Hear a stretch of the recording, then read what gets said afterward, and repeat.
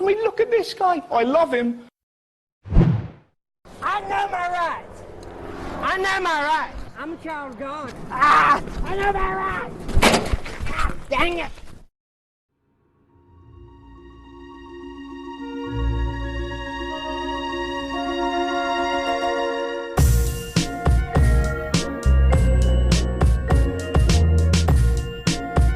So democracy is just about the best idea we've ever come up with for running a country, or so we have been told again and again. But like any system, it can be hacked, it can be subverted, it can be compromised, broken and manipulated. So if you examine democracy as a piece of software, it's simple enough to spot the vulnerability. And one hack for democracy has been available, some argue, since World War I, and it has been proven to be incredibly effective.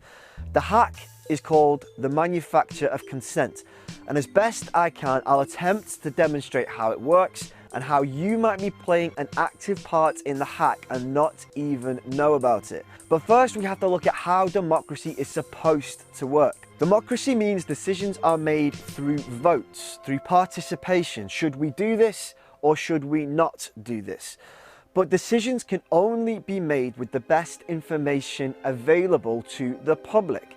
So if it was possible to control what information the public saw, perhaps you can control what the public think. And to do this, you use propaganda. It's really quite simple. Propaganda is to a democracy what violence is to a dictatorship. In a dictatorship, it doesn't matter so much what people think because you can control the population by force. But in a democracy, you can't really get away with controlling people by force, so you have to control what people think. And this is the manufacture of consent. It's the ability of powerful people to influence not only what you do, but what you think. So how does it work? Well, we'll start with this guy. His name is Sigmund Freud, and he's a very controversial figure. But some of his psychoanalytical theories really do stand up. And one was the subconscious mind, a part of the mind that doesn't vocalize its thoughts, and you're generally not even aware that it's there.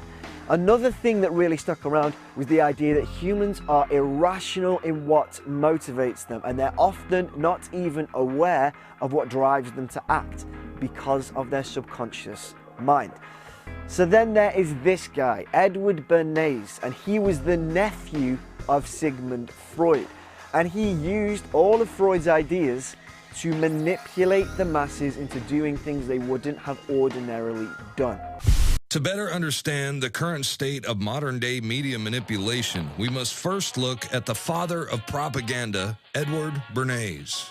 His influence on the 20th century rivaled that of his uncles, Sigmund Freud, as Bernays pioneered the idea of crowd psychology with Freud's psychoanalytical ideas in what would become a new political ideal on how to control the masses. In his 1928 book, Propaganda, Bernays wrote, "If we understand the mechanisms and motives of the group mind, it is now possible to control and regiment the masses according to our will without them knowing it." He called it the engineering of consent and proposed that those who manipulate this unseen mechanism of society constitute an invisible government, which is the true ruling power of our country. It was Bernays who introduced the corporate giants to crowd psychology methods and polished techniques to manipulate society.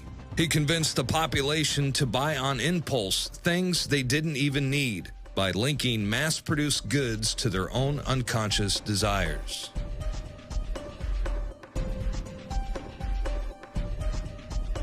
The tobacco industry hired Bernays to persuade women to take up smoking, and the Alcoa Aluminum Company asked him to drive the campaign for the national fluoridation of our water supply. A consumerist culture was born, and the U.S. government took notice. In addition to famous corporate giants, Bernays also began working for the federal government. They adopted his technique of manufacturing ever-present dangers and then maintaining a constant state of fear. to give those in power greater control of what Bernays called the mass mind. Bringing entertainment to thousands of people. Through its magic, we are able to enjoy a combination of the radio, motion pictures, and the stage, right in the comfort of our own homes, simply by pushing a button and turning a dial. These cells with their electrical charges are scanned by a stream of electrons, completing 30 pictures a second. Compare that crude picture with these of today, and you can judge for yourself how far along the road to perfection television has traveled. Most people still today think that all entertainment to do with movies, drama, is therefore nothing more than their entertainment.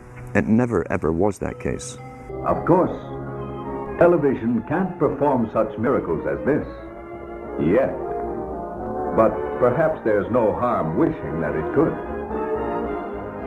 The greatest social messages are promoted through movies and drama, high drama, through the fixation of emotive sequences, emotional sequences, not logical, factual sequences, but pushing points across in an emotional way which register and fix in the mind.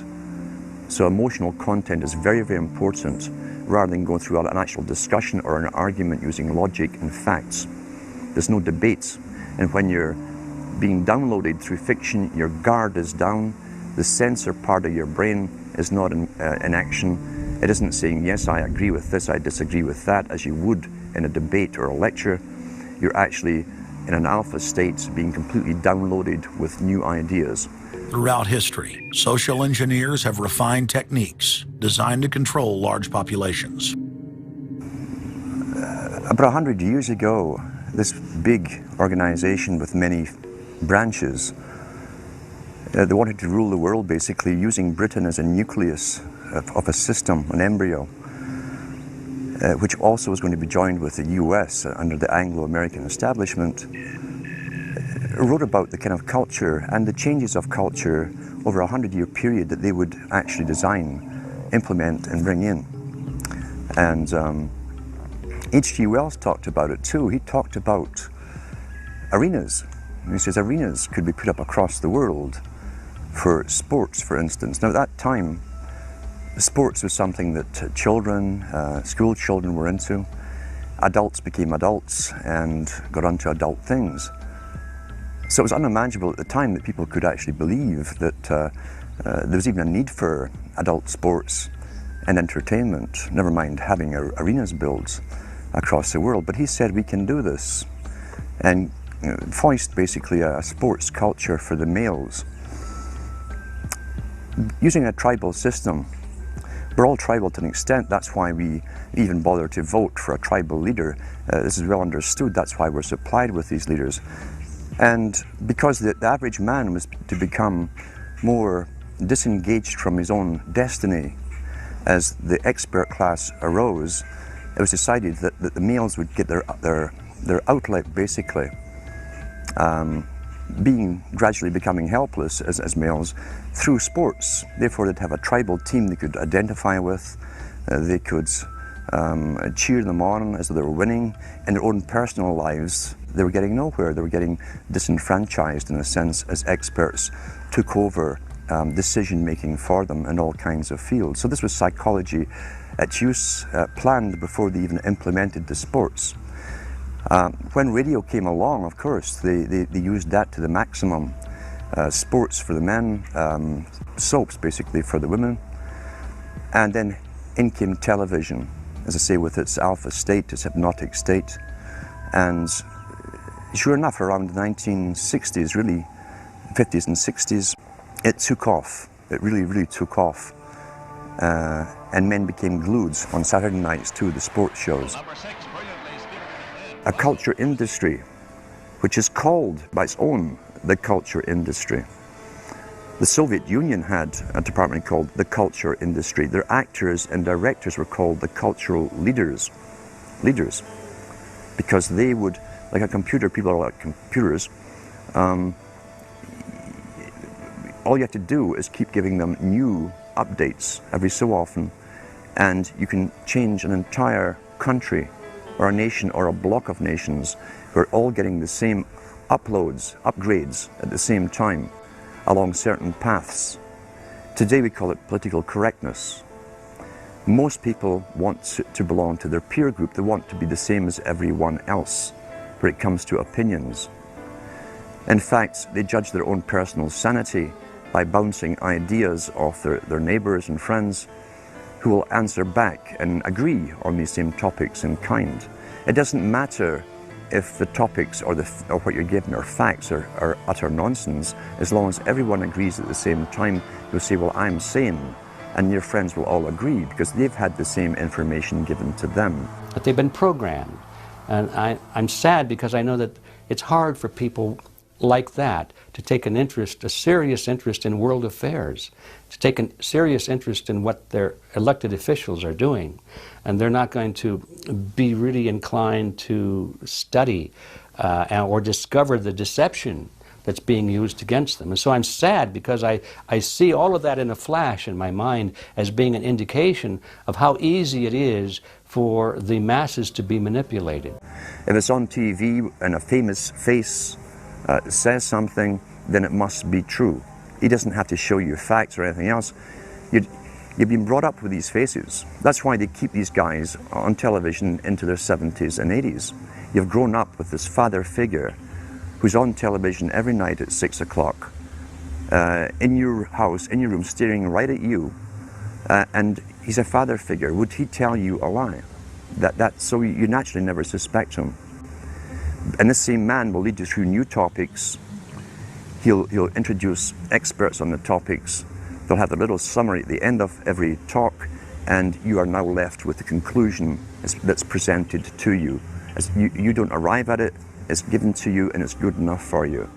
We're programmed today perfectly, just like machines.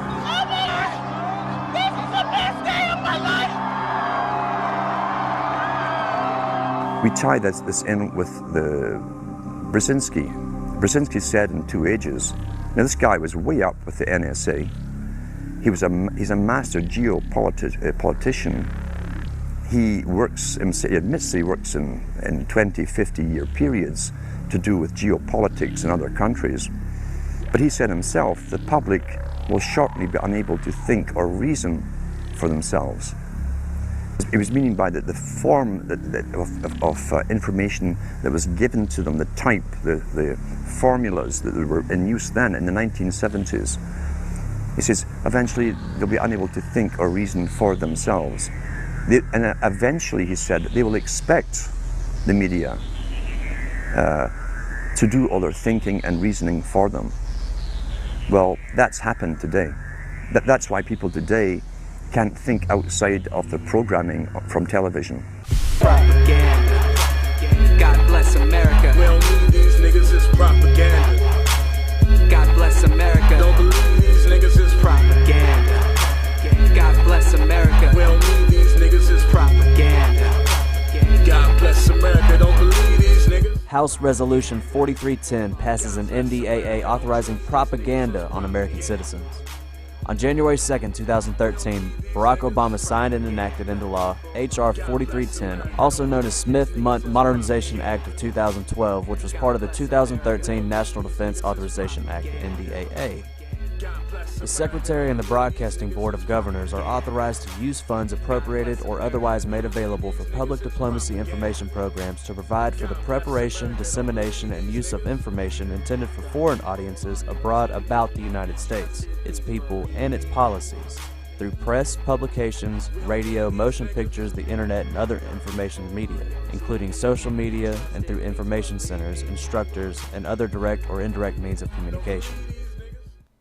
That's right, they can legally lie to you. And they are. Turn up!